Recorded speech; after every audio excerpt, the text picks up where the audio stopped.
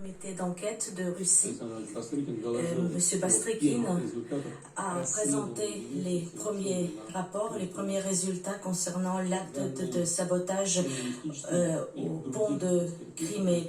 Les données d'expertise criminalistique et d'enquête sur place prouvent que cette explosion est un résultat d'un acte terroriste.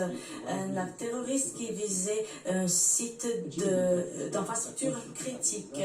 On voit très bien les commanditaires de cet acte et aussi les réalisateurs. Ce sont les services spéciaux ukrainiens. Le régime de Kiev utilise depuis longtemps des méthodes terroristes. L'assassinat des personnalités publiques, des chercheurs, en Ukraine, mais aussi sur le territoire russe. Ce sont les tirs terroristes sur les villes de Donbass qui ont duré plus de 8 ans. C'est aussi des actes de terrorisme nucléaire. Je parle des tirs sur la centrale nucléaire de Zaporizhzhia.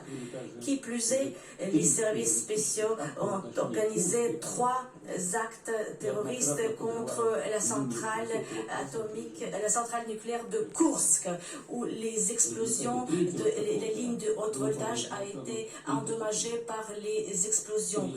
Donc c'est 3 actes de sabotage. Heureusement que les conséquences ont été liquidées dans les plus brefs délais. Il n'y a pas eu d'influence, d'impact sur le fonctionnement de la centrale de Kursk.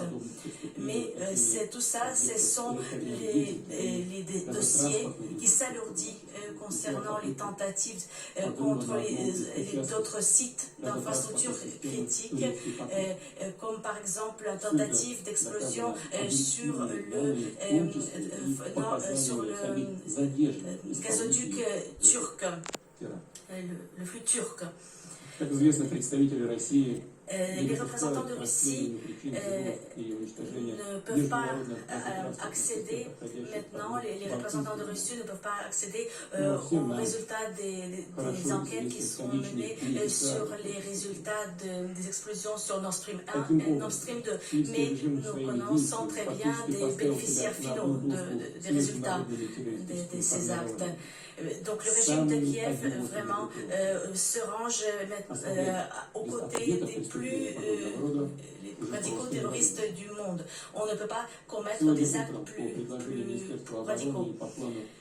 Selon le ministère de la Défense et selon le plan dirigé par l'état-major russe, aujourd'hui une attaque a été lancée depuis les plateformes aériennes, navales et terrestres sur les sites importants d'infrastructures énergétiques et critiques de l'Ukraine.